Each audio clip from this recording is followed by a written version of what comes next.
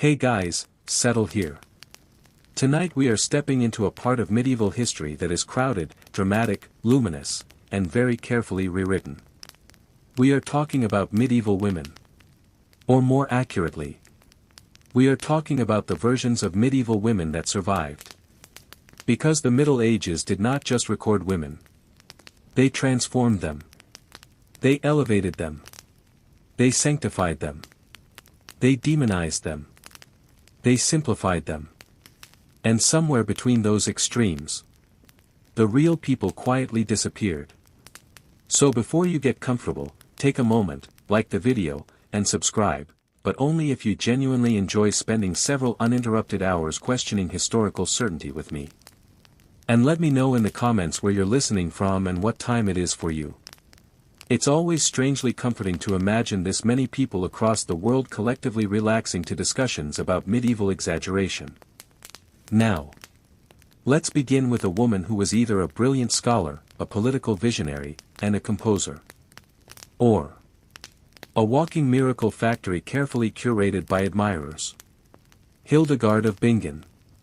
In the 12th century, Hildegard was a German abbess, writer, theologian, mystic, composer, herbalist, advisor to kings, correspondent to popes, and occasional corrector of powerful men. Which already sounds impressive. But medieval accounts go further. As a child, she allegedly experienced divine visions. As an adult, she described seeing cosmic wheels of fire, luminous divine beings, and elaborate theological imagery that she insisted came directly from God. Now, here's the interesting part. Hildegard absolutely existed. We have her writings. We have her music. We have her letters. She is real. But the Hildegard who survives in popular imagination often feels less like a human abbess navigating 12th century politics. And more like a fully formed spiritual superhero. Her visions were carefully recorded by monks. Her authority was framed as divinely sanctioned. Her intellect was presented as miraculous rather than learned. Because in the Middle Ages, an intelligent woman could be accepted. But an intelligent woman without divine authorization? That required narrative reinforcement. So her brilliance became proof of God. Her confidence became prophecy. Her disagreements with church leaders became courageous divine correction rather than political negotiation. None of this diminishes her achievements. In fact, it highlights something subtle. Hildegard had to be legendary to be allowed to be authoritative. A learned man could simply be learned. A learned woman needed heavenly light beams. And over time, the legend became smoother than the person. The migraines she may have suffered from. The exhaustion of managing an abbey. The negotiations with bishops. The human frustrations. Those fade. What remains is the glowing visionary.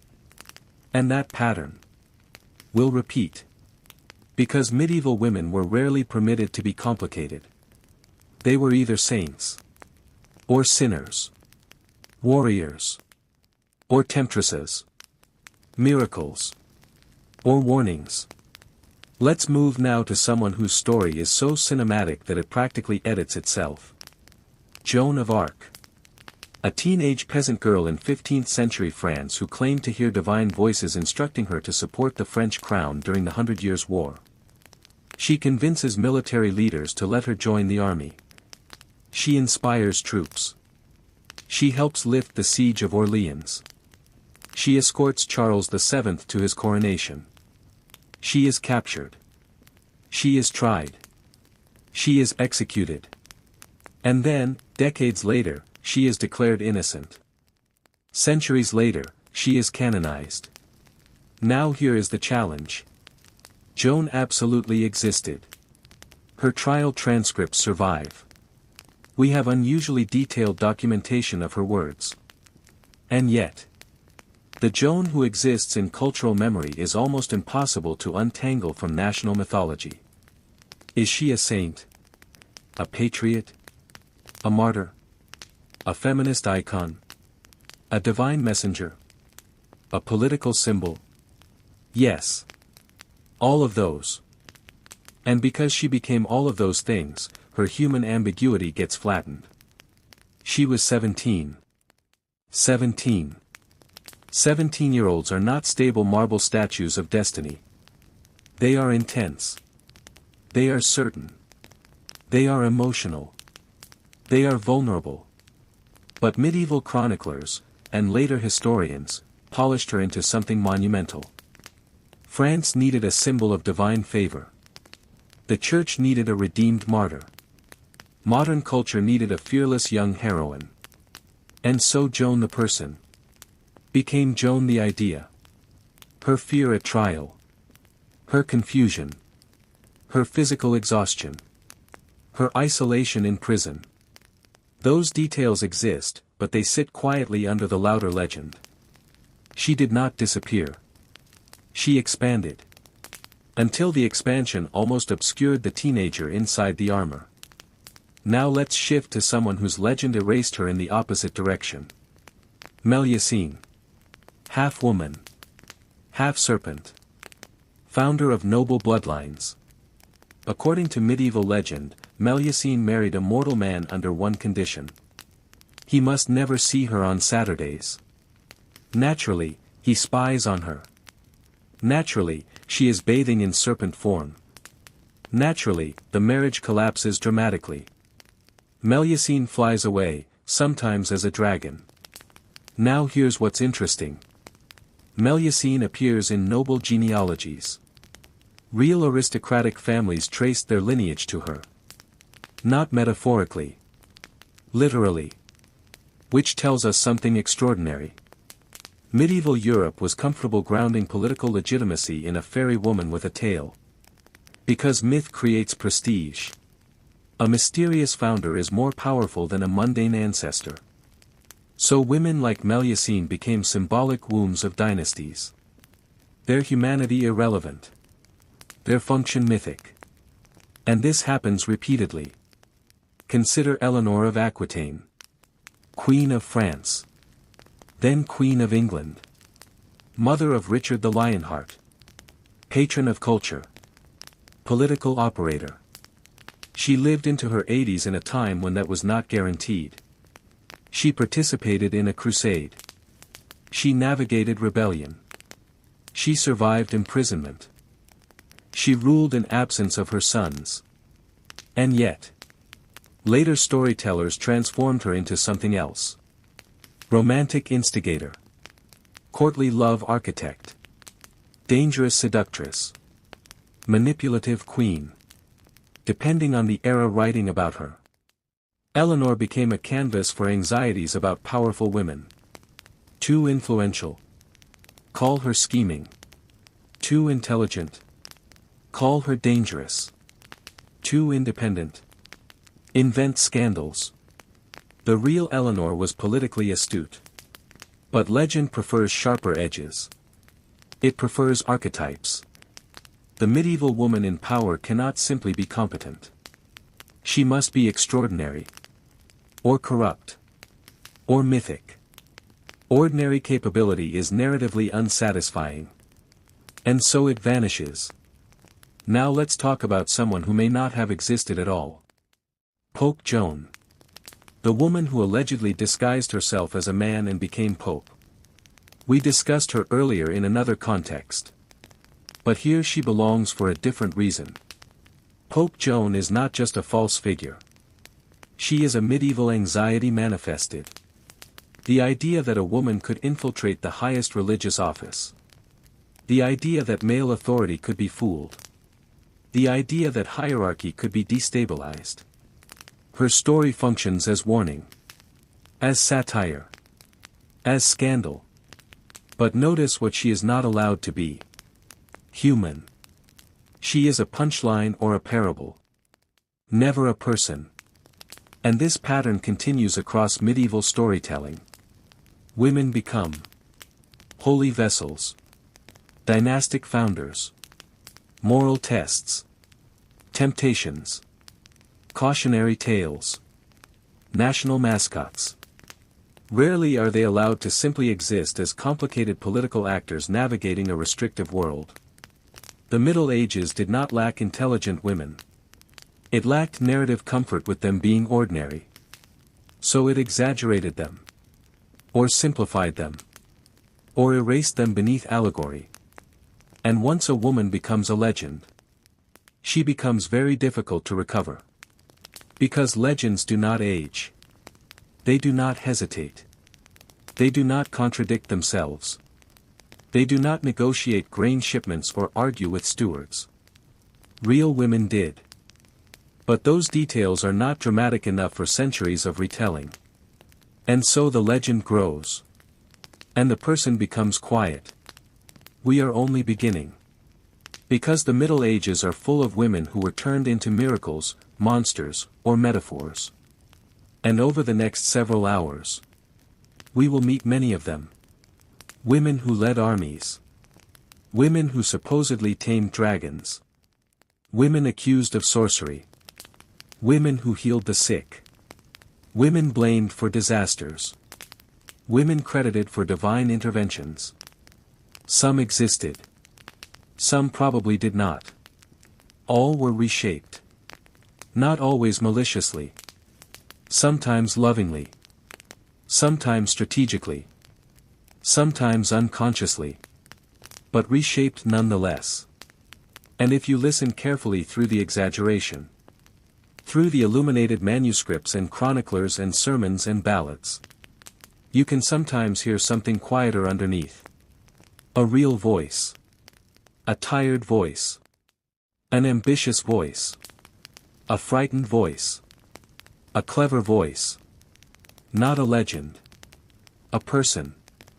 Now, let us move slowly eastward. Far from France. Far from England. Far from abbeys and royal courts polished by Latin chroniclers. Let's talk about a woman whose story is so large it almost refuses to fit inside history. The warrior queen. You know her by many names. Zenobia. Tamaris. Boudica. And sometimes by names that feel less specific and more archetypal. The woman who led armies. The woman who burned cities. The woman who defied empire. Let's begin with Boudica. A queen of the Iceni tribe in Roman Britain. In the 1st century, after Roman officials flogged her and assaulted her daughters, she led a revolt that destroyed Roman settlements, including Londinium. Roman historians wrote about her. But here's the detail that matters. Roman historians wrote about her. And Rome did not enjoy being humiliated. So Boudica enters history through the pen of her enemies. She is described as tall. Fierce. With long red hair. A terrifying voice. A savage fury. Almost mythic in her rage. She becomes a symbol of barbarian resistance. But also of chaos. A warning about what happens when imperial order weakens. Centuries later, in Victorian Britain, Boudica reappears. But now she is rebranded. No longer a wild barbarian. Now she is a patriotic heroine. A proto-British freedom fighter. A noble queen standing against tyranny. Same woman. Entirely different legend. Notice how adaptable she becomes. Because the real Boudica. She likely experienced grief, humiliation, political calculation, desperation. But legend does not preserve those. It preserves spectacle. Burning cities. Mass casualties. A final dramatic defeat. History says she probably took poison after her rebellion failed. Legend prefers tragedy framed as defiant dignity. The woman disappears. The symbol survives. And this is consistent. Consider Tamaris. Queen of the Masajte. According to Herodotus, she defeated Cyrus the Great of Persia in the 6th century BCE and plunged his severed head into a wineskin filled with blood. Which is not subtle symbolism. Now, did this happen? Possibly not as described. Ancient historians loved moral theater. Tamaris becomes the embodiment of revenge. A grieving mother turned avenging monarch. She is less a documented ruler and more a cautionary epic. And medieval writers loved stories like hers. Because they proved something. Women could rule. But only under extreme emotional circumstances. Only when driven by vengeance. Only when pushed beyond acceptable boundaries. Her authority is legitimized by outrage. Not by administrative skill. Not by political intelligence. But by righteous fury. Again, the human fades. The archetype sharpens. Now let's turn to a woman whose legend is quieter, but no less inflated. Catherine of Alexandria. According to tradition, she was a brilliant philosopher who debated 50 pagan scholars and converted them all. When they refused to renounce their faith, they were executed. She was sentenced to death on a spiked wheel. The wheel shattered miraculously. So she was beheaded instead. Now here's the problem. There is no solid historical evidence that Catherine existed. Her story appears centuries after she supposedly lived. Yet she became one of the most venerated saints in medieval Europe. Universities adopted her as a patron. Artists painted her endlessly. Pilgrims traveled to shrines dedicated to her. Why? Because she embodied something irresistible. Intellectual womanhood sanctified. She was brilliant. But her brilliance had to be framed as miraculous. Her debates were not simply academic. They were divinely guided. Her martyrdom not just tragic, but cosmically dramatic. The wheel, later called the Catherine wheel, becomes iconic. And notice the pattern again. When medieval culture allowed women intellectual authority, it wrapped that authority in spectacle. She cannot simply win arguments. She must shatter torture devices. Subtlety is not persuasive enough. And so legend expands. Now let us pause and consider something subtle. When men in medieval history become legendary, they often gain achievements. When women become legendary, they often gain purity. Or suffering. Or symbolic beauty. Or moral perfection. Look at the Virgin Mary. Look at the cult of virgin martyrs. Look at the emphasis on untouched bodies, unbroken virtue. The ideal medieval woman in legend is either invulnerably holy, or catastrophically fallen. There is very little narrative space in between. Let's move to someone who occupies that narrow space. Christine de Pizan. 14th century writer. Court intellectual. One of the first women in Europe known to make a living through writing. She wrote The Book of the City of Ladies. A defense of women against misogynistic literature. Now here's what's interesting. Christine is real. Documented. Prolific. Strategic. But she does not feel mythic. She feels practical. She negotiated patronage. She supported her family. She responded directly to critics. She argued carefully. And because she does not fit the saint or seductress mold, she is less mythologized. Which is revealing. Legend thrives on exaggeration. Christine resisted exaggeration. So she is less commonly remembered. Not because she was less significant, but because she did not easily transform into an archetype. She remained too human. And humanity is harder to mythologize. Now let's return to a figure who was mythologized so thoroughly that historians still debate her edges. The Lady of the Lake. Arthurian tradition gives her multiple identities. Vivian. Nimue. Sometimes a benevolent enchantress. Sometimes a manipulative sorceress. She gives Arthur Excalibur. She imprisons Merlin. She raises Lancelot. She is mentor. Villain. Mother. Temptress. Guide. She is fluid. And that fluidity tells us something. Medieval literature often projected anxieties about female power into magical frameworks. A woman with knowledge. Call her enchantress.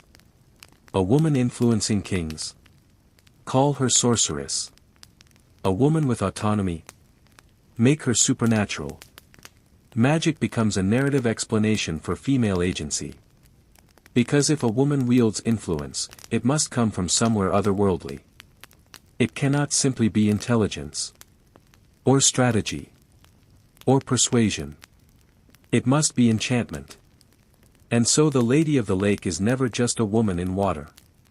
She is mythic permission. Permission for the story to include powerful women. As long as they are slightly unreal. And then there is Marjorie Kemp. 15th century English mystic. She dictated what is considered one of the first autobiographies in English. She wept loudly. Frequently. Publicly. She claimed divine conversations. She went on pilgrimages. She irritated people. A lot. Unlike polished saints, Marjorie feels raw. Her writings describe arguments with clergy. Misunderstandings. Accusations of heresy. Moments of doubt. She is not tidy. And for that reason, she feels startlingly modern. But even she was shaped by interpretation. Was she holy? Was she unstable? Was she strategically performing piety in a world that limited female voice? Historians debate. Because once again, medieval narrative struggled to categorize women outside binaries. Saint or nuisance. Visionary or delusional.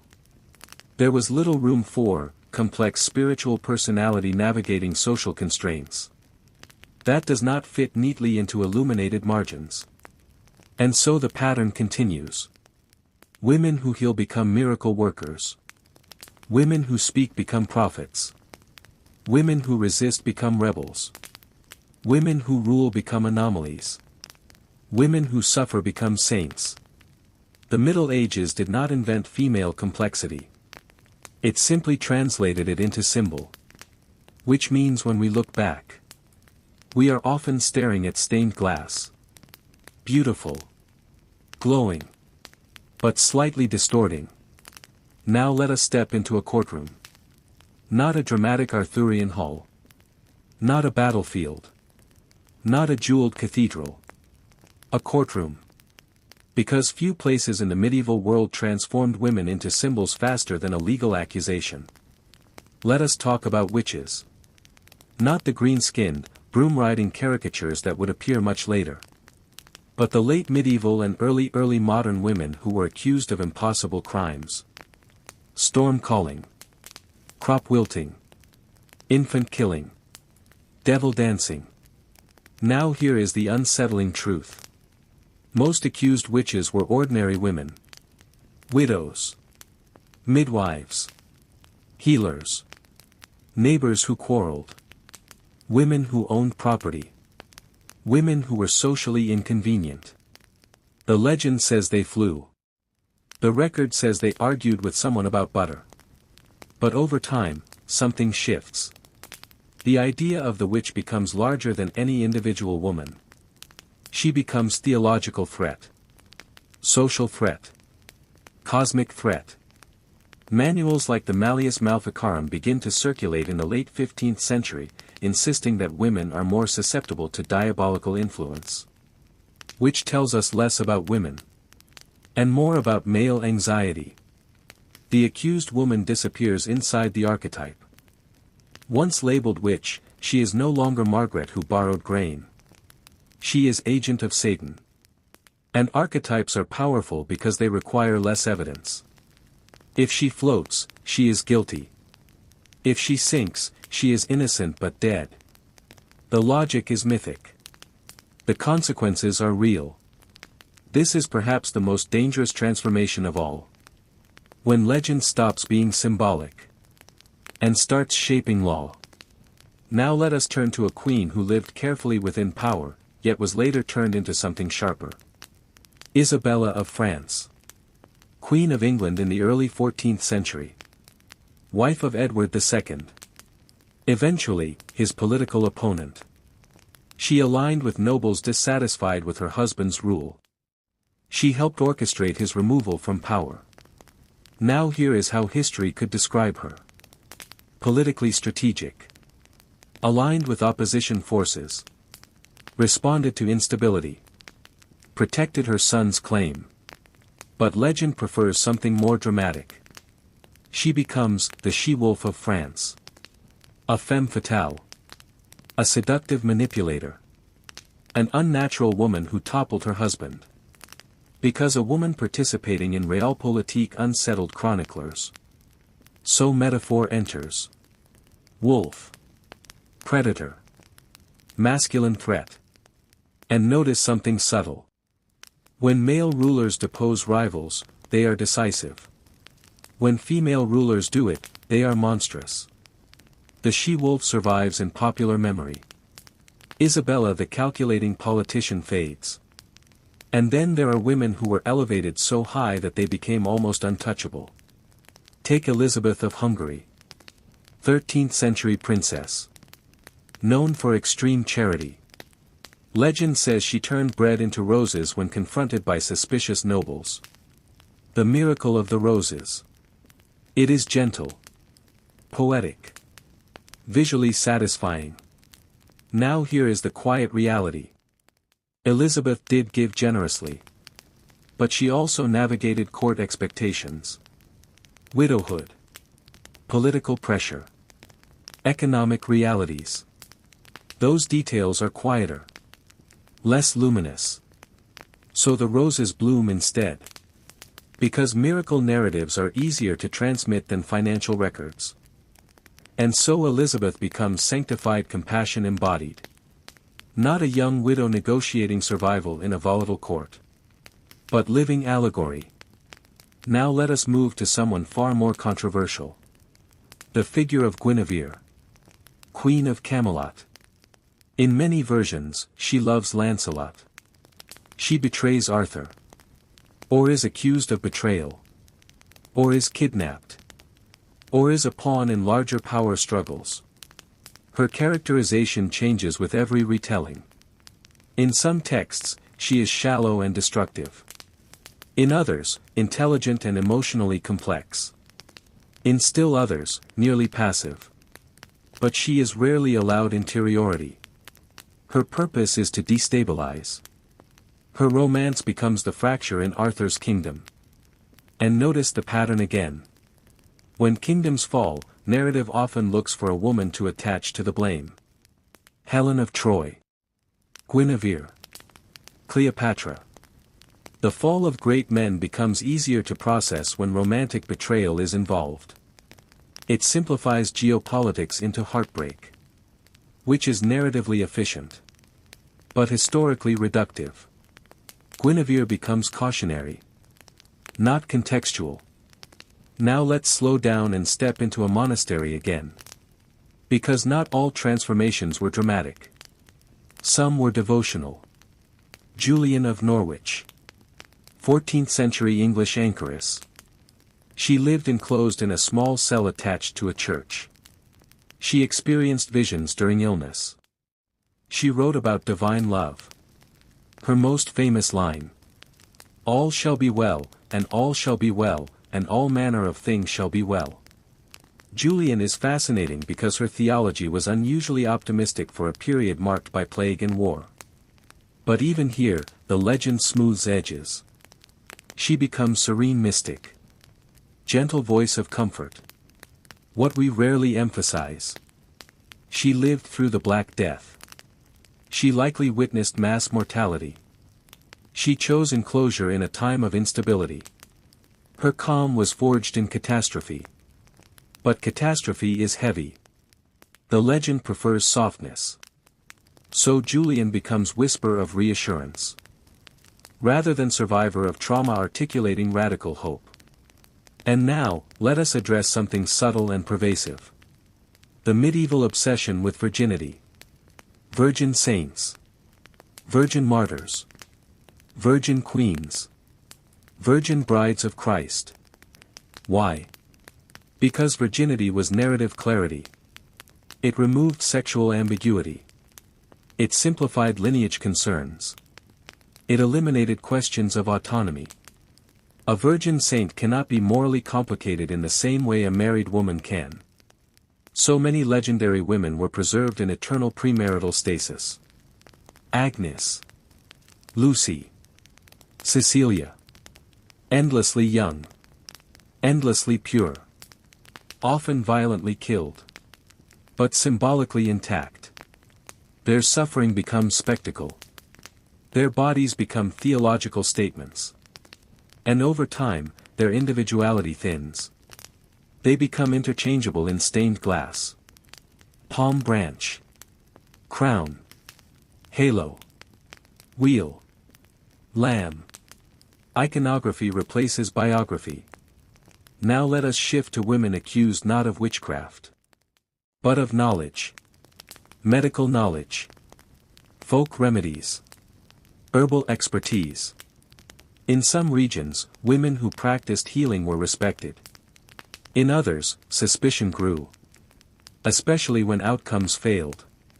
A man practicing medicine might be called learned. A woman doing the same might be called unnatural.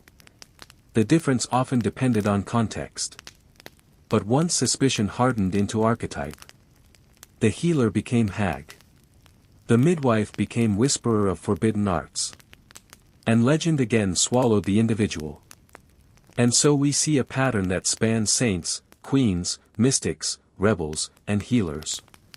When medieval culture encountered female agency, it rarely left it unframed. It sanctified it. Or condemned it. Or romanticized it. Or exaggerated it. It almost never left it plain. Because plain women do not anchor epics. But plain women built households. Managed estates. Raised heirs. Negotiated markets. Ran convents. Signed charters. Traveled roads. Survived winters. Their stories are quieter. And so they require more effort to hear. Over the next stretch of this long night, we will continue uncovering those quieter edges. We will look at women whose reputations ballooned. Women whose reputations were crushed. Women whose memory was rewritten by sons, enemies, clergy, poets. And occasionally, we will catch a glimpse of someone stepping briefly out of legend's shadow. Not saint. Not witch. Not seductress. Not symbol. Just a person. Now let us turn to a woman whose legend was not built from miracles, but from silence. Anne of Brittany. Duchess in her own right. Twice Queen of France. Married first to Charles VIII. Then, after his death, to Louis XII. Her marriages were not romantic inevitabilities. They were political necessities. Brittany was strategically important. And was its heiress. Which meant her body was territory. Her wedding contracts were treaties. Her pregnancies were geopolitical events. And yet, how does legend often remember her? As a dutiful queen. A graceful figure in tapestries. A symbol of Brittany absorbed into France. But paused there. And negotiated fiercely for Breton autonomy. She insisted on certain legal protections. She signed documents carefully. She advocated for her duchy's rights. She was not passive. She was managing loss. Managing compromise. Managing survival. Yet the smoother narrative prefers inevitability. France expanded. And married. History moved forward. The human tension fades. The fatigue of repeated childbirth fades. The strain of political bargaining fades. What remains is elegant symbolism. But symbol is easier than strain. Now let us walk into Spain. Into the life of Isabella I of Castile. Powerful. Decisive. Co-ruler with Ferdinand. Sponsor of voyages. Architect of unification. She absolutely shaped European history. And yet her legend oscillates between two extremes. In one telling, she is devout reformer, visionary monarch. In another, she is architect of expulsion, intolerance, and centralized control. Both elements exist. But legend sharpens one edge or the other. It rarely allows her to be contradictory. To be strategic and devout. To be politically shrewd and religiously rigid. To be pragmatic and uncompromising. The medieval woman in power often becomes moralized. Her policies are interpreted through character archetype. Saintly queen. Fanatical ruler. Rarely complex administrator balancing power blocks. And then there are women who never ruled at all. But whose reputations filled entire centuries. Consider the figure of the courtly lady. The idealized noblewoman of medieval romance. Unreachable. Radiant. Morally elevating. In troubadour poetry, she inspires knights to virtue. She exists at the center of elaborate rituals of devotion. But she rarely speaks. She is gazed upon. Adored. Worshipped. Her emotional life is secondary to what she represents. She becomes a ladder for male self-improvement. An object of disciplined longing. Which tells us something revealing. Even idealization can erase. The courtly lady is elevated so high she becomes abstract. She cannot age. Cannot sweat. Cannot express irritation about estate accounts. She exists in perpetual poetic suspension. And yet real noblewomen were deeply involved in estate management. They oversaw finances. Arranged marriages. Handled correspondence. Sometimes defended castles. But poetry prefers stillness. And so stillness wins. Now let us talk about a woman who refused stillness. Matilda of England. Daughter of Henry I. Claimed the English throne in the 12th century. She fought a civil war known as the Anarchy. She was declared Lady of the English. She came close to being crowned queen. But resistance was strong. Chroniclers describe her as proud. Arrogant. Unlikable. Which is interesting. Because male rulers in civil wars are often described as resolute. Determined. Strong-willed. Matilda's failure to secure the crown was framed partially as personality flaw. She did not charm London. She did not bend sufficiently. She did not soften. In other words, she did not perform acceptable femininity while asserting authority. And so legend settles into a subtle moral. If she had been more pleasant, perhaps history would have changed. Which is convenient. It shifts structural power struggles into personal tone. And over time, Matilda becomes less remembered as claimant in a brutal succession crisis. And more as woman who almost ruled. Almost. The almost becomes her defining feature. Not the endurance. Not the political acumen. Not the years of negotiation that eventually secured the throne for her son, Henry II. Legend compresses her to near miss. Now let us shift to a different type of transformation. The holy fool. In some medieval traditions, particularly in Eastern Christianity, women who behaved eccentrically for spiritual reasons were revered. They rejected social norms. Lived in poverty. Spoke cryptically. Their behavior unsettled society.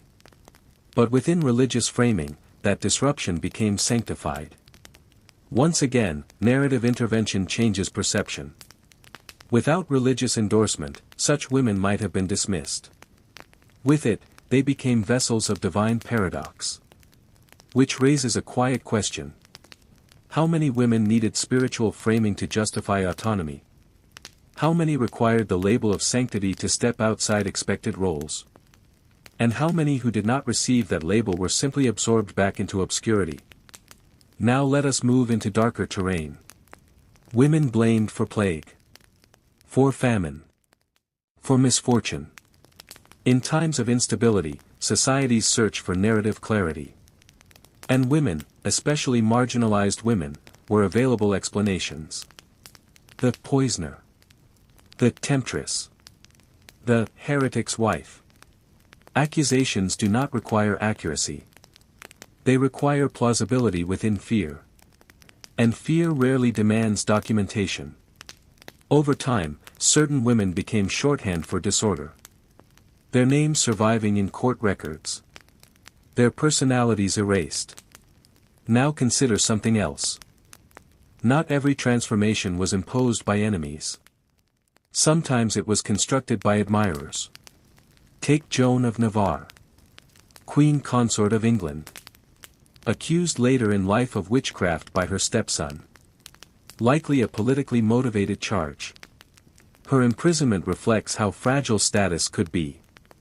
But later accounts soften her. Rehabilitate her. Present her as misunderstood. Legend shifts depending on who controls memory. And that control is rarely neutral. Memory is curated. It is edited. It is commissioned. It is funded. And medieval chroniclers often served patrons. Which means powerful women were described by writers who depended on powerful men. This shapes tone. It shapes emphasis. It shapes silence. Now let us pause and look at something subtle and widespread. The medieval miracle collections. Stories gathered around shrines. Accounts of healings. Visions. Interventions. Women appear frequently in these collections. As recipients of miracles. As petitioners. As witnesses. But rarely as narrators. Their voices are filtered. Their experiences summarized. And yet, in between formulaic phrasing, we sometimes glimpse something vivid. A mother desperate for her child's recovery. A widow negotiating survival. A young woman navigating expectations. Those glimpses are fleeting. Because miracle structure demands focus on divine action. Not personal interiority. And yet the humanity is there. Faint. Persistent. Now, as this long evening stretches onward, a pattern becomes undeniable. Medieval storytelling did not lack women. It reframed them. Sometimes into saints. Sometimes into villains. Sometimes into romantic ideals. Sometimes into cautionary examples. The distortion was not always malicious. Often it was cultural shorthand. A way of making complexity digestible. But digestible stories travel further than complicated ones. And so the simplified version survives. The saint glows. The witch burns. The queen dazzles. The seductress tempts. The rebel shouts. But the woman negotiating rent payments? The woman balancing childbirth and estate politics? The woman grieving privately while maintaining public composure? She is harder to preserve.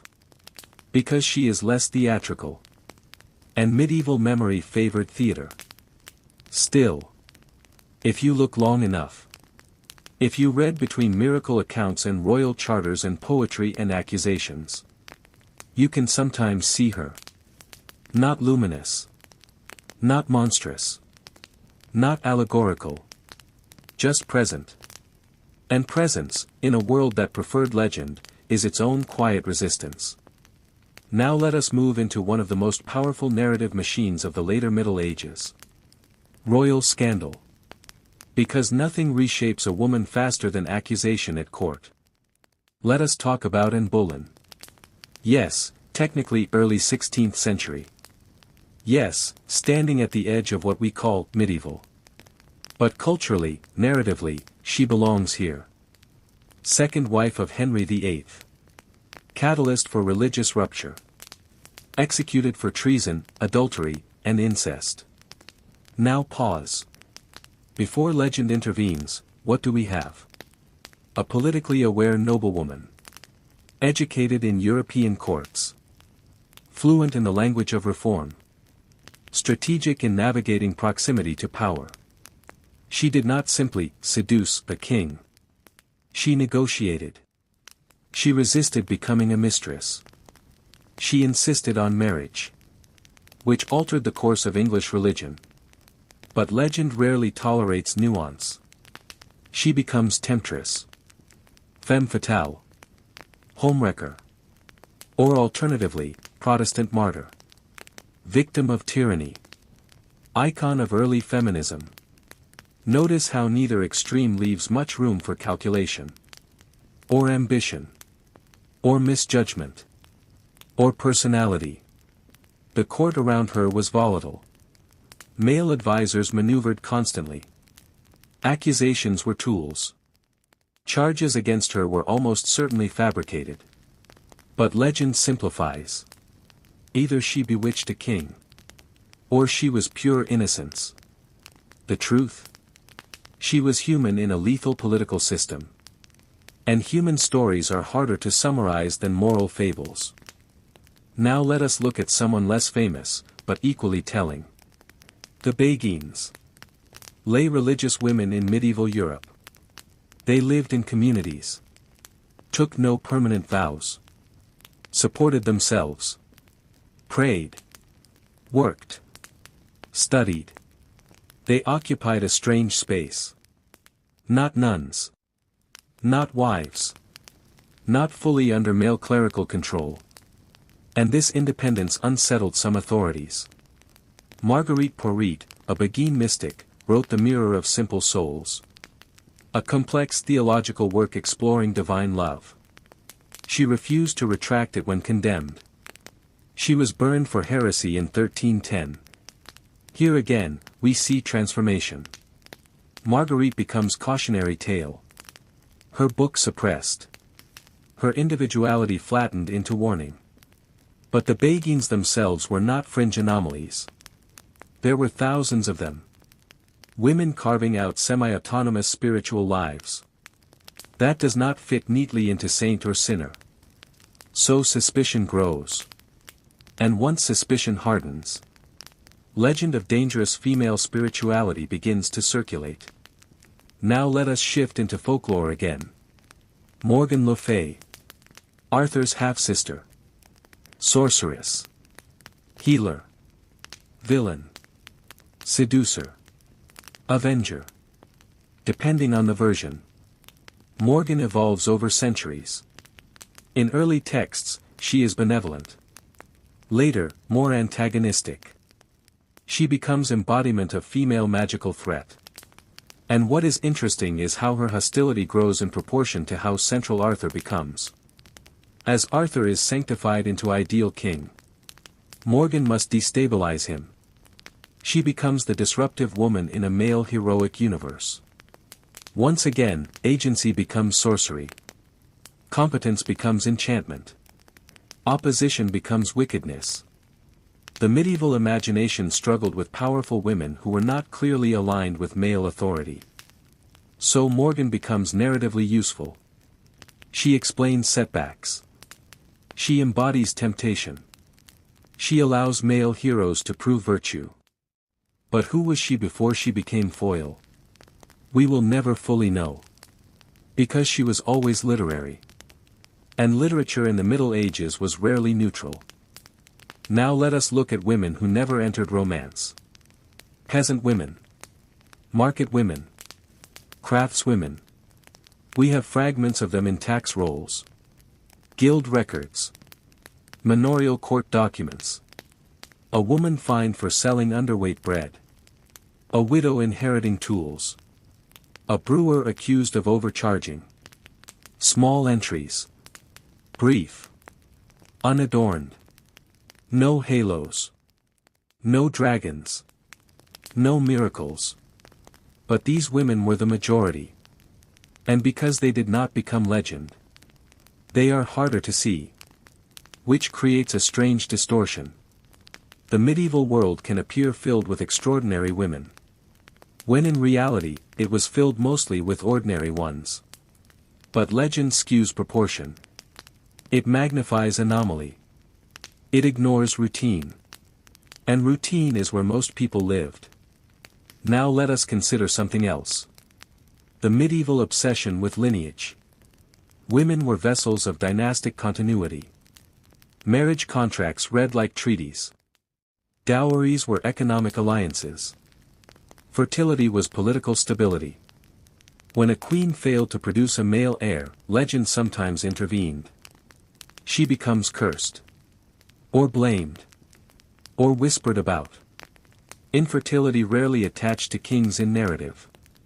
It attached to queens. And so even biology becomes moralized. Take Margaret of Anjou. Wife of Henry VI of England. Active participant in the Wars of the Roses. She led forces. Negotiated alliances. Protected her son's claim. Chroniclers hostile to her describe her as overbearing. Foreign. Aggressive.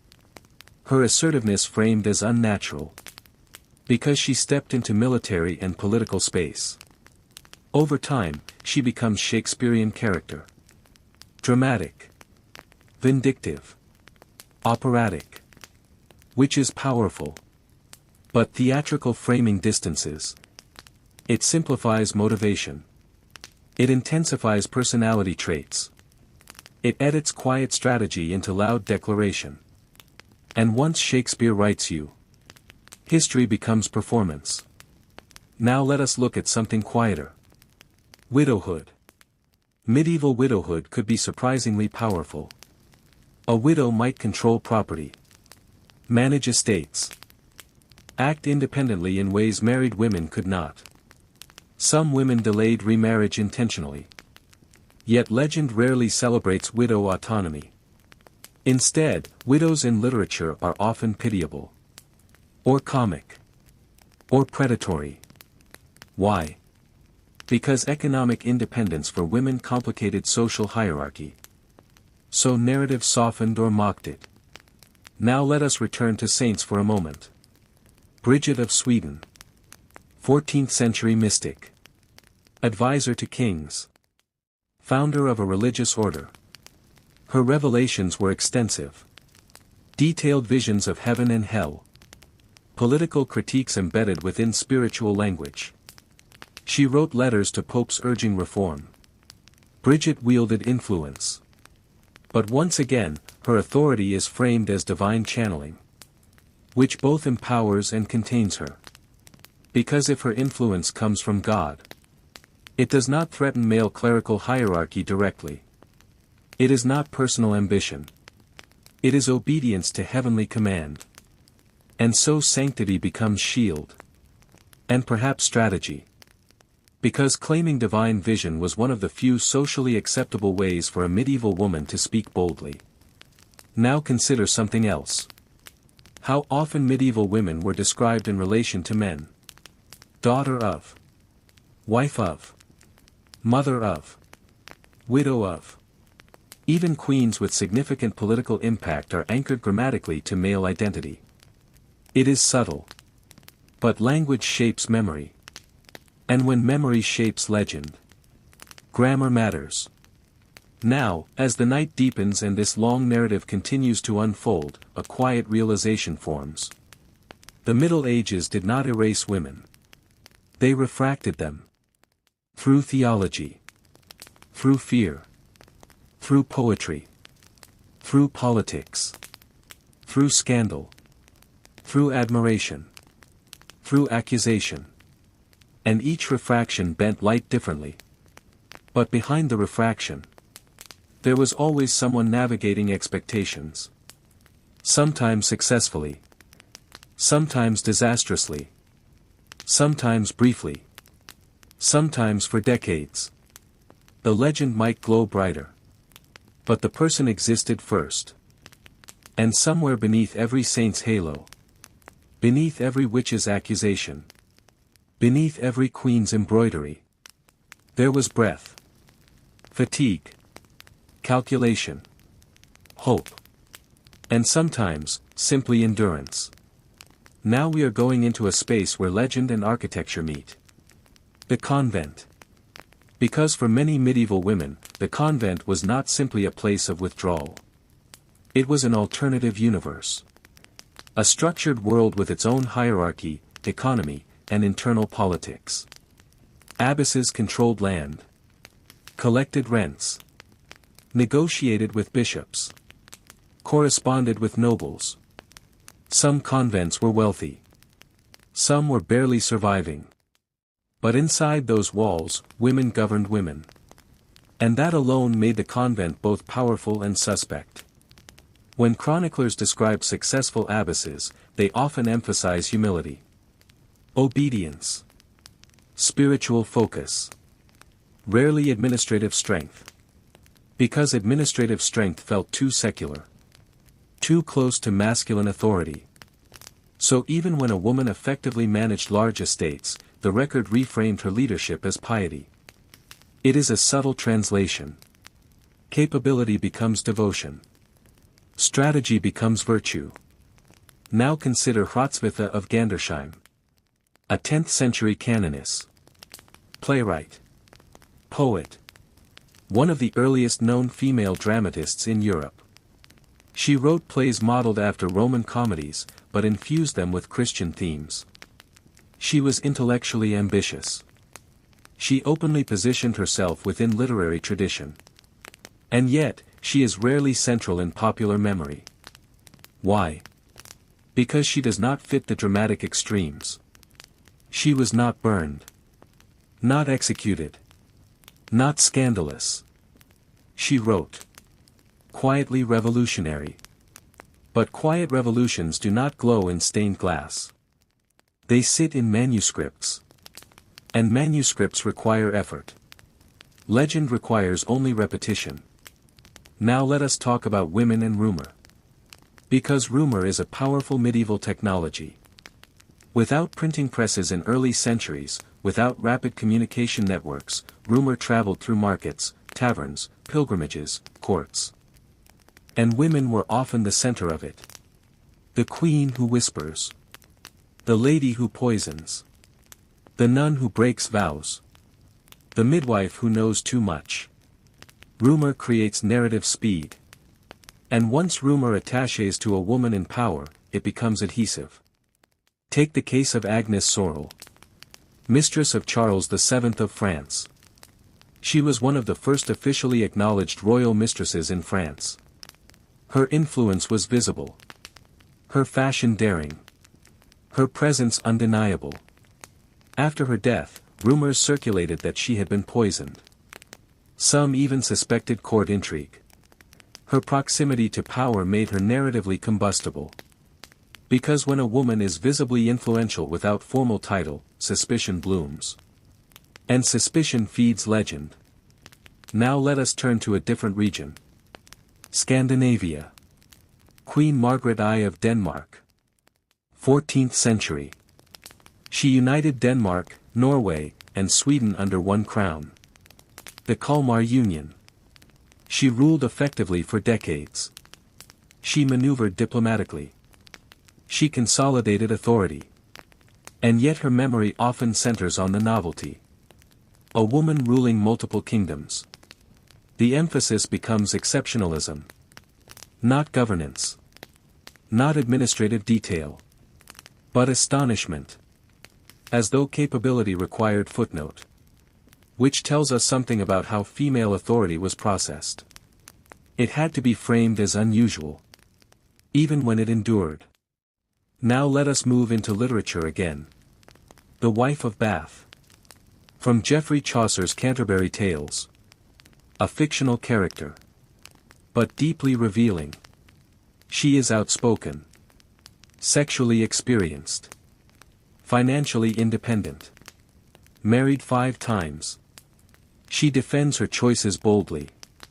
Now here is the interesting tension. Chaucer gives her voice. Lengthy, articulate voice. And yet, she is comic. Exaggerated. Performative. She becomes safe through humor. Her autonomy is filtered through satire. Which allows audiences to explore female independence without fully endorsing it. She is allowed to speak. But framed as spectacle. Again, legend both empowers and contains. Now let us consider women and prophecy. Prophetic women appear repeatedly in medieval narrative. Some real. some apocryphal. Visions of kings falling. Of battles lost. Of divine judgment. Prophecy grants temporary authority. But it also isolates. Because once prophecy is spoken, the woman is no longer merely neighbor or noble. She becomes vessel. And vessels are revered cautiously. Sometimes admired. Sometimes feared. And always slightly apart. Now let us examine something almost invisible. Domestic labor. Cooking. Spinning. Child-rearing. These activities filled most women's days. Yet they rarely enter legend unless something miraculous interrupts them. A spinning wheel breaks at divine touch. A loaf multiplies. A child heals. The miracle interrupts the mundane. But the mundane itself rarely receives narrative honor. Which means the majority of medieval female experience sits outside dramatic record. And what sits outside record becomes harder to imagine. Now let us look at women who disguise themselves as men. Stories of female cross-dressing saints. Women who entered monasteries dressed as monks. Women who traveled disguised for safety. These stories are fascinating because they reveal tension. Sometimes the disguise is temporary. Sometimes lifelong. Often the revelation occurs after death. When the body is discovered. And the narrative concludes with awe. But notice what this implies. For some women, access to education, travel, or autonomy required transformation into male identity. Legend celebrates the revelation. But rarely questions the constraint. The applause comes at exposure. Not at the structural barrier that required disguise in the first place. Now consider something else. Medieval art. Illuminated manuscripts. Stained glass. Altarpieces. Women appear constantly in these visual worlds. But as types. Virgin. Queen. Martyr. Donor. Allegory. The virtues. The vices. Personifications. Lady Charity. Lady Justice. Lady Fortune. Female form becomes symbolic language. And when form becomes symbol, individuality recedes. A woman is no longer herself. She is patience. Or greed. Or mercy. Or temptation. And symbolic women are easier to deploy. They do not object. They do not contradict. They do not age. Now let us slow further. Imagine a woman in 13th century Florence. She wakes before dawn. Manages household tasks. Oversees servants. Balances accounts. Negotiates with vendors. Cares for children. Perhaps reads if literate. Perhaps prays. Her life is complex. Emotionally textured. Politically aware within her sphere. But unless she commits an act of exceptional virtue or scandal, she leaves almost no narrative footprint. Which means when we look back, we see queens and saints and witches. But not her. And yet she was the majority. Legend magnifies exception. History whispers routine. Now, as this long meditation continues, we begin to see something almost paradoxical. Medieval culture preserved women abundantly. But selectively. It preserved them when they symbolized. When they warned. When they inspired. When they scandalized. But preservation came at cost. To become unforgettable, a woman often had to become simplified. Which leaves us with a final quiet question for this stretch of our journey. If we stripped away miracle and accusation and romance and propaganda, what remains? A ruler negotiating fragile alliances. A mystic seeking language for interior experience. A mother calculating survival. A widow balancing autonomy with expectation. A scholar writing carefully to avoid censure. A peasant enduring winter. Not legend. Not allegory. Just life. And perhaps that is the most radical reconstruction of all. And somewhere between the river port and the desert crossing, between the mountain pass and the night market, the merchants learned something no emperor ever wrote down. Survival was rarely about strength. It was about preparation. Preparation meant carrying food that would not betray you. Food that did not rot when the caravan slowed. Food that did not sour when the sun pressed down like a hammer. Food that did not need a kitchen, a hearth, or a patient cook. Because the Silk Road did not wait for comfort. It demanded movement. And movement demanded simplicity.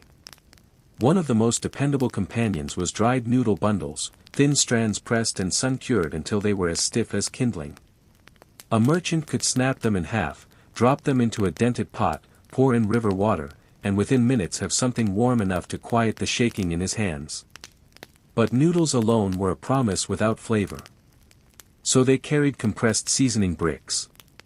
Tiny, dense cubes made from salt, fermented bean paste, crushed dried scallions, and powdered ginger. They were wrapped in cloth and tucked into belt pouches like treasure. Drop one into boiling water and the liquid transformed. What had been plain became broth. What had been survival became comfort. And comfort mattered more than people think. Because hunger is not only a pain in the stomach. It is a thinning of hope. The road was long. Long enough that days blurred together. Long enough that even seasoned traders began to forget the taste of home.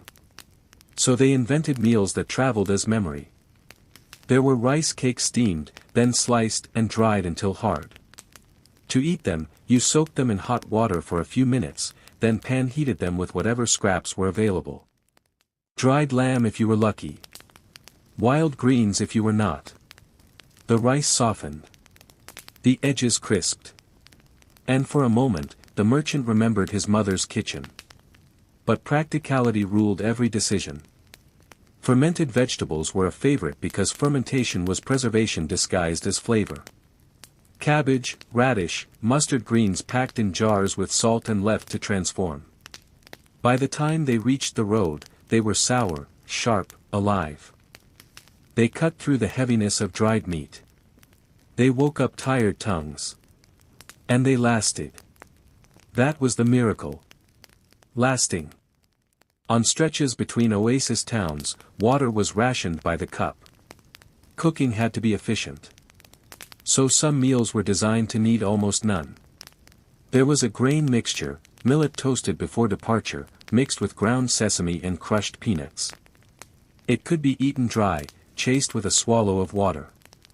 Or stirred into a paste. It filled the stomach without demanding fire. And fire was dangerous. Smoke could reveal a caravan's position. Bandits watched the horizon for signals. A plume rising at dusk meant food. Food meant goods. Goods meant profit. So sometimes the merchants ate cold to remain invisible. At night, when the desert cooled and the stars felt close enough to touch, they would gather in a loose circle, backs against bundles of silk and spice. Someone would unwrap a cloth parcel. Inside, flatbread. Dense, layered, brushed lightly with oil before baking so it would resist drying. Torn into pieces. Dipped into hot water softened with seasoning brick. No plates. No ceremony. Just hands. And silence broken only by chewing. You could learn a lot about a caravan by how it ate. A wealthy caravan had dried fruits, apricots, dates, figs. Sweetness meant trade had been good. Sweetness meant the road had been kind. A struggling caravan had only grain and salt. Their meals were shorter. Their laughter quieter.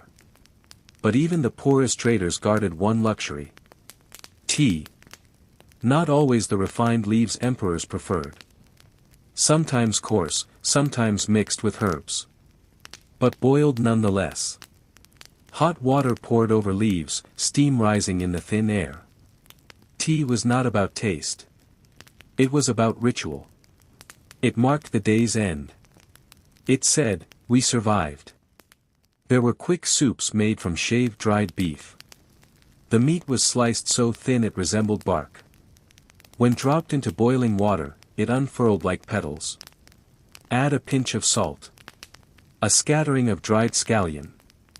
Done. 10 minutes. Sometimes less.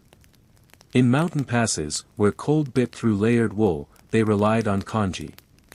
Rice simmered until it surrendered completely. Thinned with extra water so it stretched further. Congee was forgiving. Add dried fish flakes. Add preserved egg if you had one. Add nothing at all. It welcomed whatever you offered. It asked only patience. And patience, on a long road, was currency. There were times when storms pinned caravans down for days. Sandstorms that erased footprints.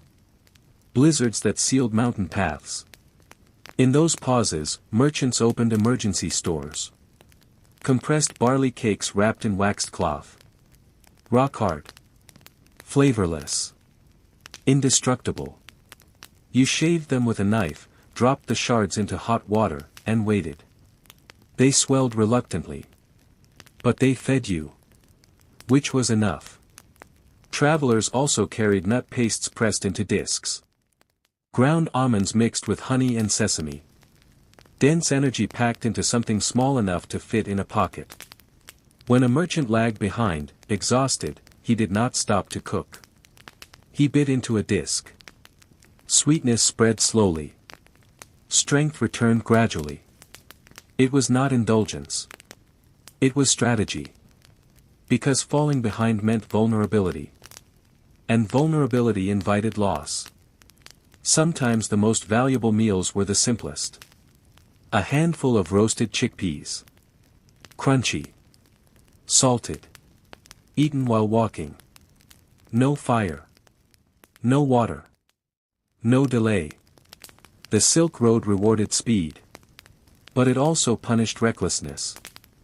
So merchants balanced haste with caution. They never ate everything at once. They rationed instinctively. Even when towns were near. Even when markets overflowed with fresh bread and steaming dumplings. Because they had learned that abundance was temporary. The road always resumed. And when it did, you carried your survival on your back. In oasis cities, they refreshed supplies. Bought freshly made noodles. Restocked fermented jars. Traded silk for sacks of grain. But they also observed. They watched how locals prepared instant meals. In one town, they discovered flattened wheat dough dried in sheets. Crack it into pieces, pour broth over it, and it softened quickly. In another, they tasted dried tofu skin folded into layers. Soak it, simmer it briefly, and it became tender again. Innovation traveled faster than caravans. Recipes crossed borders more easily than languages. A merchant from the east might teach a Western trader how to make quick millet porridge. A trader from the west might share a spice blend that turned bland soup into something remarkable. Food became the common dialect. No translation required. And over years, these instant meals grew more sophisticated. Spice powders were blended ahead of time, cumin, coriander, dried chili. Packed into tiny cloth bundles. Dropped into boiling water for instant depth. Dried mushrooms were treasured. Lightweight. Long-lasting. Capable of turning simple broth into something earthy and rich. They were worth the space they occupied. Worth the wait. Because morale was as necessary as calories. There were even early forms of stuffed buns prepared before departure. Filled with minced meat and herbs, then steamed and dried slightly so they would keep longer. To eat, you warmed them over coals for a few minutes. The outside crisped. The inside softened. For a moment, it felt like eating in a proper tavern. And that illusion mattered. The Silk Road was not just commerce. It was endurance. Endurance required small mercies. And so the merchants became masters of the 10-minute meal. They measured ingredients by instinct. They learned how long water took to boil at altitude. They understood which foods tolerated neglect, which forgave poor storage, which could survive being crushed under silk bales. They respected dried ginger because it soothed stomachs unsettled by bad water. They valued salt beyond its taste. Salt preserved. Salt balanced. Salt saved. Some nights, when trade had gone especially well, a merchant might splurge on fresh vegetables in a city market. But before leaving the gates, he would slice them thin and lay them in the sun. Because freshness was fleeting. Dryness endured. And so the cycle continued. Dry. Soak. Boil. Eat. Pack.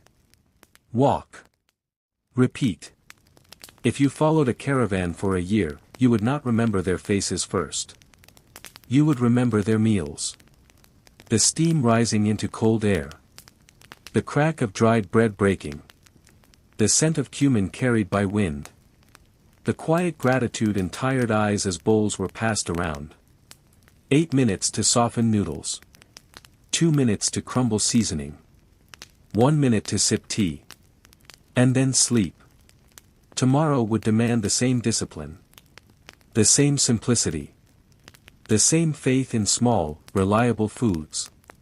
Because the Silk Road did not reward extravagance. It rewarded those who could turn almost nothing into enough. And in that skill, humble, practical, uncelebrated, ancient merchants found the difference between arriving with goods and arriving at all. And as the caravan moved again at dawn, camels groaning under the weight of silk and porcelain, spices and stories, the merchants carried more than cargo. They carried knowledge. Knowledge that survival is rarely dramatic. It is usually a pot, a handful of dried grain, and 10 quiet minutes of boiling water under an open sky. And the road kept teaching. Not with kindness. Not with speeches. But with repetition. Heat. Cold.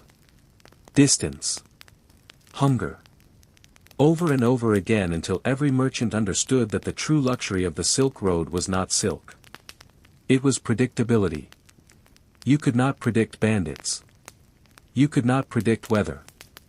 You could not predict politics in distant capitals. But you could predict that if you carried dried grain, salt, and something fermented, you would not starve. And so the meals became smaller. Smarter. More efficient. There was a trick some traders used when crossing especially barren stretches. Before departure, they cooked rice halfway. Not soft. Not hard. Half done. Then they spread it thin on cloth and let the sun finish the job. The grains dried stiff, separate, and pale. On the road, a handful dropped into boiling water would finish cooking in minutes. No long simmer. No wasted fuel. Fuel was heavier than silk. Heavier than silver. In mountain regions, wood was scarce. So merchants collected dried animal dung along the path. It burned steadily. Slowly. Enough to heat a pot just long enough for quick meals. And so recipes adapted to flame that flickered unpredictably. Thin soups. Small portions. Nothing that demanded a steady hour of attention.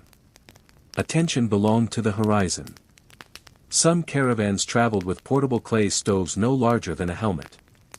They were fragile but efficient. Inside, charcoal smoldered. Above, a single pot. Every trader knew his role. One fetched water. One crumbled dried vegetables. One sliced preserved meat into slivers thin enough to cook in seconds. Teamwork was flavor. Without it, even the best ingredients failed. And when a merchant fell ill, the caravan adjusted. There were simple medicinal broths. Hot water with crushed garlic and dried ginger. Salt to replace what sweat had taken. Sometimes a splash of vinegar to cut through nausea. No elaborate cures. Just warmth. Hydration. Rest. Because if one man slowed, the whole caravan slowed. Meals were designed to restore quickly. Even sweets had purpose. Molasses hardened into shards. Sugar rare and precious. A small piece placed under the tongue could steady shaking legs. Could sharpen a foggy mind. Energy in its simplest form. And then there were the days when water ran low. Cooking stopped. Meals became chewable. Roasted grains ground into powder and mixed with a few drops of water in the mouth. Dried meat softened slowly by saliva. It was not elegant. But elegance had no value in the desert. Survival did. In bustling trade hubs, merchants would sometimes exchange recipes as carefully as they exchanged goods. A Sogdian trader might demonstrate a quick stew thickened with ground lentils. A Persian merchant might share a spice blend that preserved lamb longer than salt alone. A Chinese trader might explain the precise slicing method that allowed vegetables to dry evenly without molding. The Silk Road was a corridor of ideas disguised as a market. And food was its quiet ambassador. Over time, certain combinations became legendary among caravans. Noodles. Dried mushroom. Shaved beef. Ginger. Salt. 10 minutes. Guaranteed satisfaction. Or. Millet. Fermented greens. A spoon of sesame oil if fortune allowed. 8 minutes. Guaranteed strength. These were formulas refined by necessity. No guesswork. No experimentation. Experimentation happened in cities. On the road, certainty was king. Even the order of eating mattered. Drink first. Hydrate. Then broth. Warm the stomach. Then solids. Slowly. Because eating too fast after a long march could cramp muscles and twist the gut. Hard lessons, learned once and never forgotten. And yet, despite all the planning, there were moments of improvisation. A wild onion discovered near a stream. A handful of berries confirmed safe by local guides. A fish caught in a rare river crossing. On such days, the 10-minute meals became feasts. Noodles enriched with fresh herbs. Congee brightened by real greens.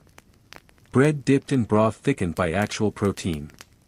Laughter returned easily on those nights. Because variety reminded them that the world still held generosity. But generosity was never assumed. Every caravan leader insisted on reserve rations untouched unless absolutely necessary. Wrapped tightly. Hidden deep. Because hope is easier to maintain when you know there is one more meal. Just in case. When you imagine the Silk Road, it is easy to picture glittering fabrics, jewel-toned spices, shimmering porcelain. It is harder to picture the dented pot blackened by smoke. The cracked wooden bowl. The careful dividing of portions under starlight. But that was the true rhythm of the road. Boil. Stir. Share. Sleep. Walk. And perhaps that is why these instant meals mattered so deeply. They required little. But they gave much. They gave warmth in cold valleys. They gave structure to chaotic days. They gave traders a sense of control in a landscape that offered none. Even today, if you prepare a simple bowl of noodles with broth and ginger, you are echoing that ancient discipline. That understanding that food does not have to be extravagant to be profound. It only needs to arrive when you need it. Within 10 minutes. Under open sky. With enough to keep you moving. Because the Silk Road was never conquered by kings. It was crossed by ordinary people with extraordinary endurance. And endurance, more often than not, was powered by a handful of dried grain, a cube of seasoning, and the quiet determination to keep walking after the bowl was empty. The caravan moves again. The fire dies down. The pot is cleaned with sand and a splash of precious water. Wrapped. Packed. Lifted. Another day begins. Another 10-minute meal waits somewhere ahead. Morning never arrived gently on the Silk Road. It arrived pale, thin, reluctant. The first light slipped across the sand like something unsure of itself. And before the sun had fully committed to the sky, someone was already awake. Not because they wanted to be, but because survival preferred early risers. The ashes of last night's fire were stirred carefully. A coal, if any survived, was treated like treasure. If not, flint met steel.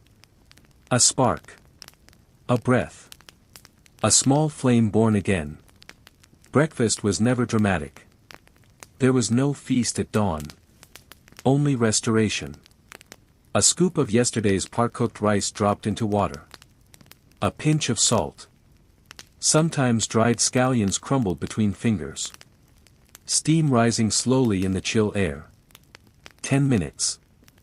Enough to warm the hands around the bowl. Enough to soften the stiffness in the legs.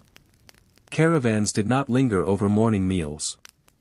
Lingering meant heat later. Heat meant exhaustion. So the rhythm was efficient. Eat. Pack. Walk. The traders chewed slowly while adjusting straps and tightening knots. Even chewing had purpose. Food needed to be fully softened before swallowing. No wasted energy on digestion if it could be helped. And then the line formed. Camels groaned. Leather creaked. Sand shifted. The road resumed its endless patience. By midday, the sun often erased mercy. Shadows shrank. Breath grew heavy. On such days, cooking stopped entirely. There would be no fire. No boiling water. Lunch became a handful of roasted barley flour carried in small cloth pouches. The powder poured directly into the mouth. A swallow of water. A quick stir with the tongue. A paste formed instantly. Not delicious.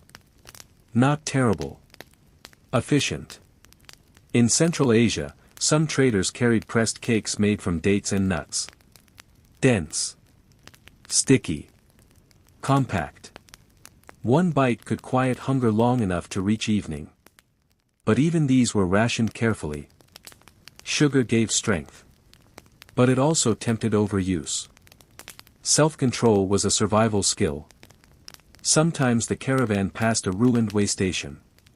Collapsed walls. A dry well. The ghost of shelter. If shade existed, even briefly, the men and women rested their bowls in the cool dust and prepared something slightly more ambitious. Dried noodles crumbled by hand into shorter strands. Water brought to a rapid boil.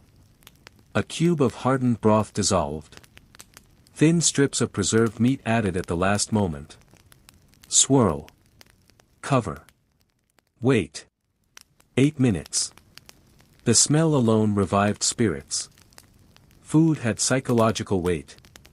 It reminded them they were not wandering aimlessly. They were participants in something ancient and continuous. A trade older than empires. And when the wind howled without warning, when sand clawed at eyes and mouths, when visibility shrank to nothing, it was often the promise of the evening meal that kept panic from spreading. Because no storm lasted forever. And after every storm came the ritual. Unpack. Inspect supplies. Boil water. Check reserves. There was always inventory.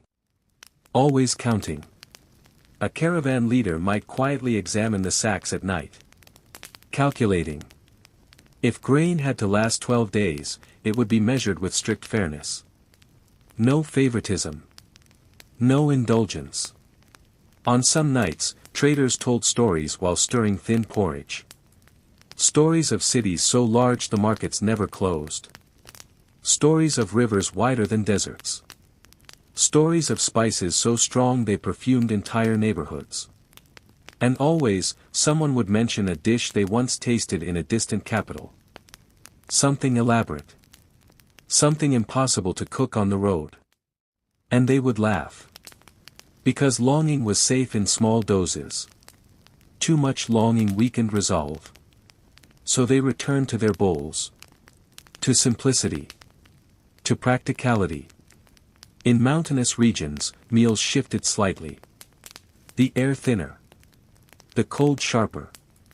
More fat added when available. Rendered sheep fat stirred into grains. Not for taste.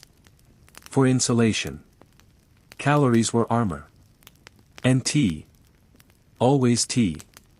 Even when leaves were scarce, substitutes were found. Toasted grains steeped in hot water. Dried herbs gathered cautiously.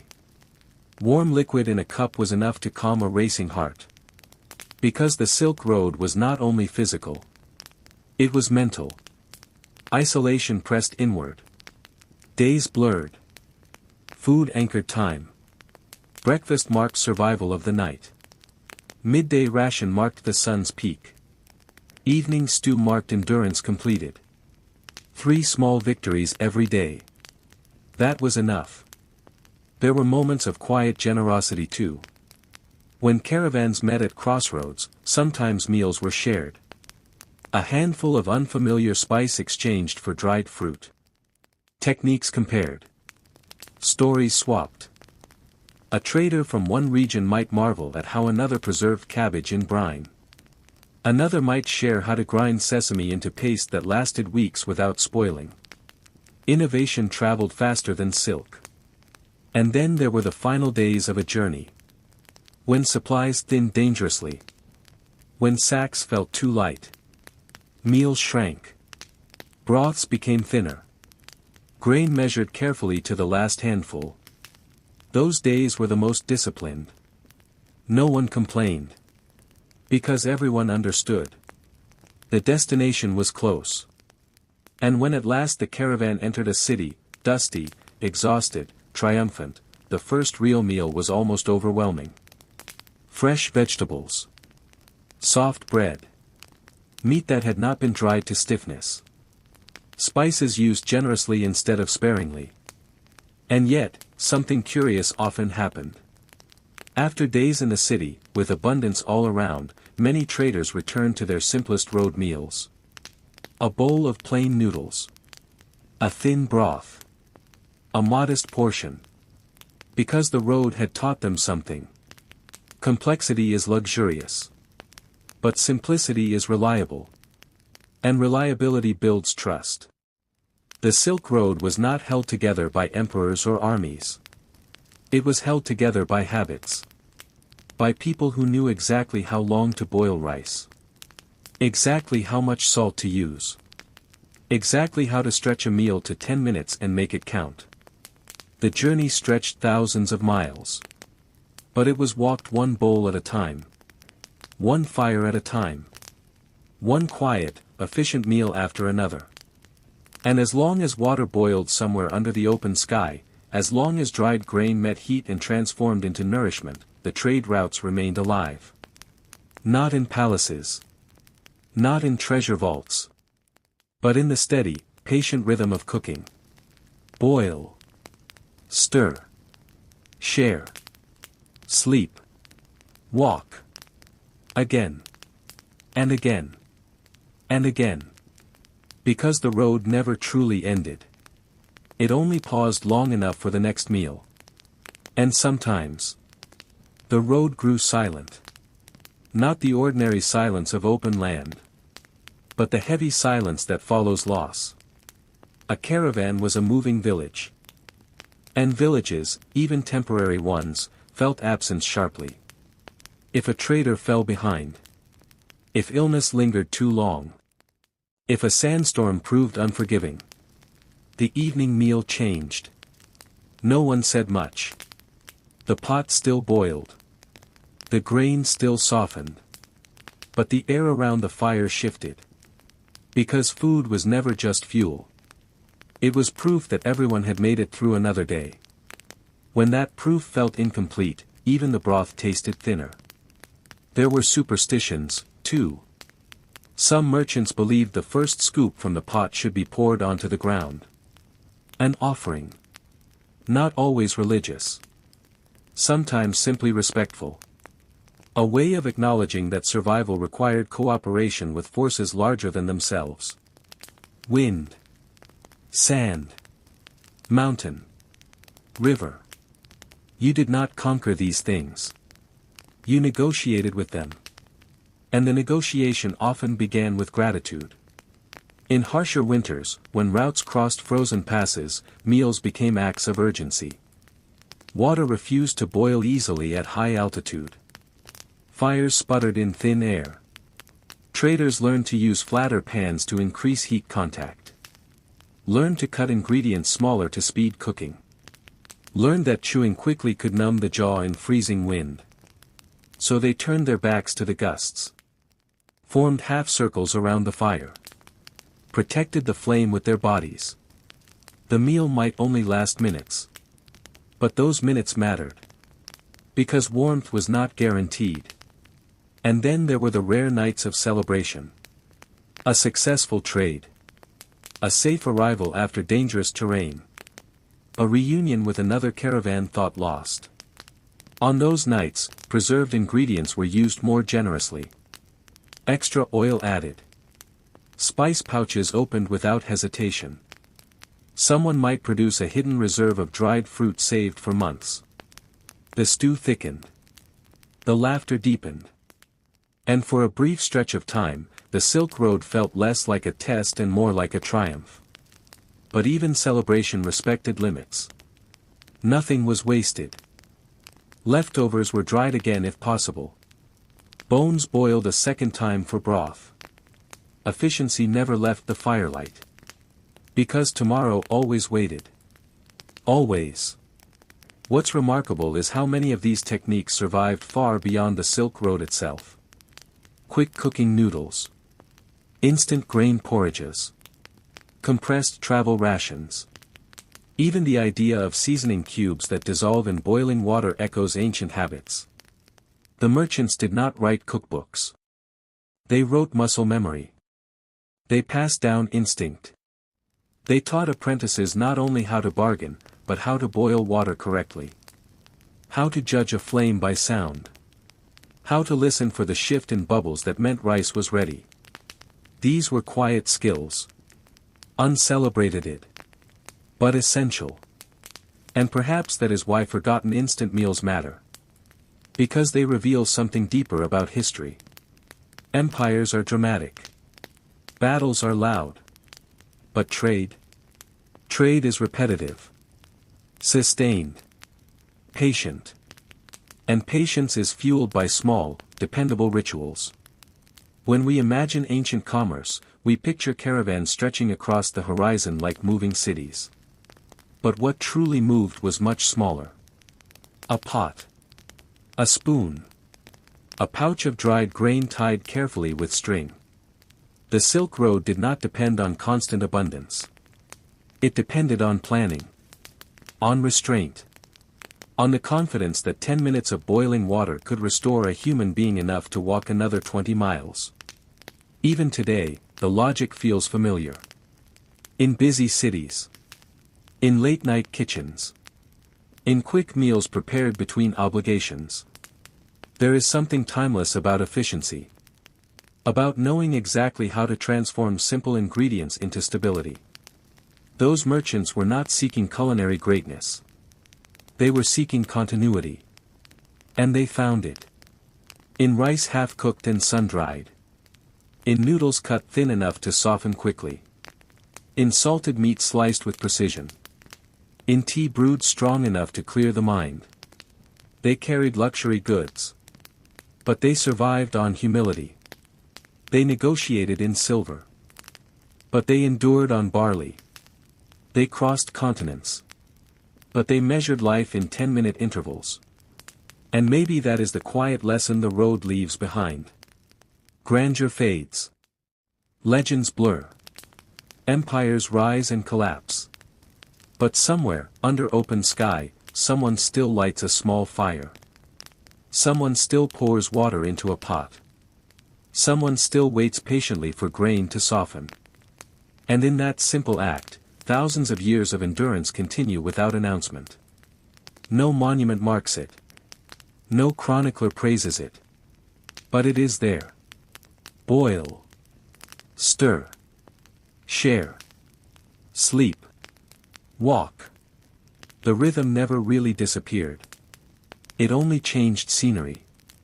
And as long as people move, across deserts, across oceans, across cities, they will carry with them some version of those forgotten instant meals.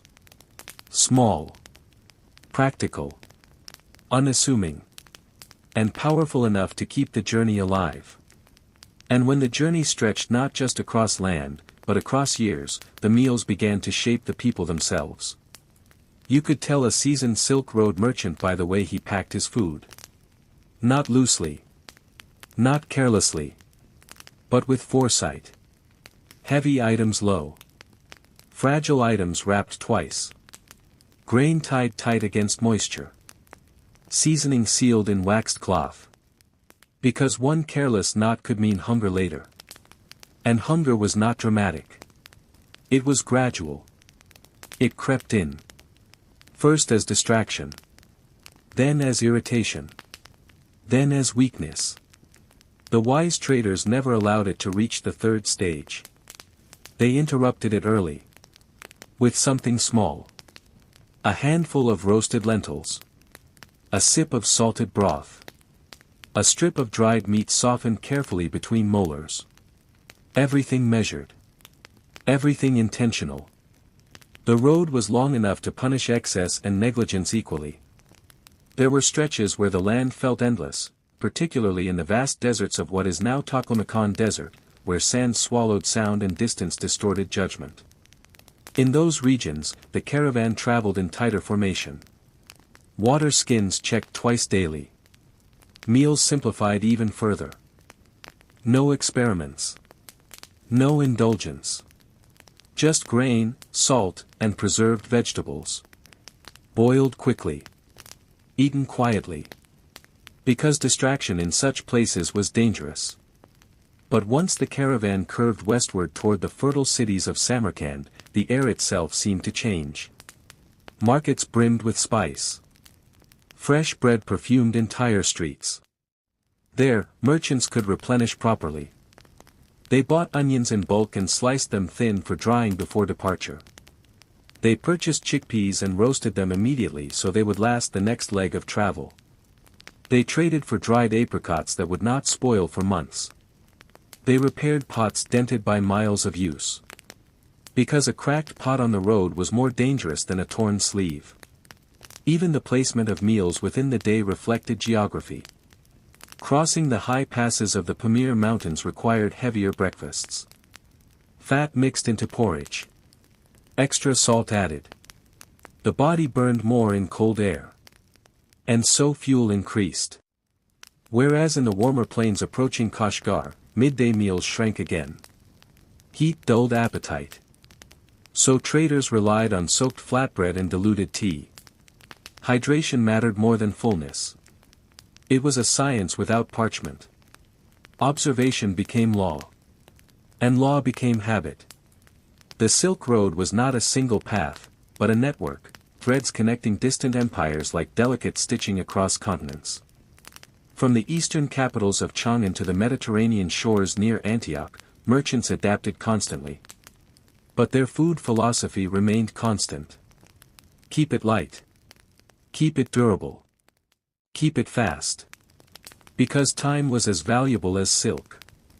Sometimes caravans merged temporarily for safety. A larger group meant protection. But it also meant coordination. Meals had to be scaled. Large pots balanced over broader fires. Grain measured communally. Arguments occasionally sparked, not over treasure, but over rations. Fairness maintained trust. Trust maintained safety. And safety allowed trade to continue. In those moments, the person stirring the pot held quiet authority. Distribution mattered. Every bowl equal. Every share respected. There was no hierarchy at the fire. Even the wealthiest trader depended on the same 10-minute stew. Wealth might determine cargo. But hunger equalized status. And perhaps that was the most democratic space on the Silk Road. The circle around the flame. The circle where hands extended with bowls. Where steam rose into night air. Where exhaustion met warmth and softened. Even in distant western cities influenced by Rome, the merchants maintained their habits. They might taste new dishes. Sample fresh olive oil. But before leaving, they dried what they could. Pressed what they could. Preserved what they could. Because the road ahead would always strip away excess. And so, year after year, generation after generation, these forgotten instant meals evolved subtly but never abandoned their core principles. Simplicity. Efficiency. Reliability. And if you were to stand on a quiet stretch of ancient trade route at dusk, somewhere between sand and mountain, you might imagine the faint glow of a small fire. You might imagine water beginning to tremble in a pot. You might imagine a trader kneeling, crushing dried ginger between his palms before dropping it into the broth. 8 minutes. Maybe 10. Steam rising against the dark. No audience. No applause. Just nourishment. And then tomorrow. Because the Silk Road was not crossed by spectacle. It was crossed by repetition. And repetition was sustained by meals small enough to prepare quickly. Yet strong enough to carry a human body across continents. And that is how trade survived. Not only through ambition. But through boiled grain under open sky. Again. And again. And again. And after enough seasons on the road, something unexpected happened. The merchants stopped thinking of these meals as temporary solutions. They became tradition. An apprentice, newly joined to the caravan, might wrinkle his nose at the first bowl of thin millet porridge. He might glance longingly at the memory of rich stews from home. But by the third week, something shifted. He learned the comfort of predictability. He learned that the same taste each evening meant safety. That the familiar scent of dried ginger and salt meant the day had ended without disaster. And familiarity, on an unpredictable road, felt like wealth. The caravans that survived longest were not always the largest. Not always the richest. They were the most disciplined. They knew exactly how many days a sack of barley would last. They knew how much water a handful of noodles absorbed. They knew how to stretch flavor without stretching resources too thin. In the eastern stretches near the old imperial routes once governed from Luoyang, traders perfected sun-drying techniques to an art. Rice spread evenly on woven mats. Turned at precise intervals. Shielded from sudden moisture. They understood that one careless afternoon of humidity could ruin weeks of preparation. Farther west, in caravanserais that dotted the routes through regions once influenced by Sasanian Empire, communal ovens allowed merchants to bake flatbreads designed specifically for travel. Thicker than ordinary bread. Layered with oil to resist staleness. Marked with small cuts so they could be broken easily into ration pieces. These stops were brief. One night. Maybe two. Enough to wash dust from hair. Enough to refill jars. Enough to prepare the next round of instant survival. Then the gates opened. And the horizon reclaimed them. There were stretches near the fringes of the Gobi Desert where wind carved patterns into sand that looked almost deliberate. There, merchants avoided elaborate cooking entirely. Fuel was scarce. Visibility unpredictable. Meals were eaten cold more often than hot. Roasted chickpeas. Dried curds hardened into chalky cubes. Pressed grain cakes. The body adjusted. Hunger dulled. Efficiency sharpened. Even conversation quieted in those regions. Because conserving energy meant conserving words. And yet, in the highland routes where streams cut through stone and patches of wild herbs survived stubbornly between rocks, merchants allowed themselves small additions. A sprig of something green chopped finely into broth. A few crushed seeds scattered across porridge. Not for extravagance. For morale. Because morale traveled with the caravan just as tangibly as silk. The leaders understood something subtle. A fed body walks. A hopeful body perseveres. And hope sometimes arrives in the form of flavor. It is easy to underestimate how much 10 minutes can change a person's strength. 10 minutes of boiling water. 10 minutes of steam against chilled fingers. 10 minutes of sitting instead of walking. Those 10 minutes stitched days together. They marked transition. Movement to rest. Effort to restoration. And the ritual rarely changed. Unwrap. Measure. Boil. Wait. Share. Even arguments dissolved around the pot. Even exhaustion softened.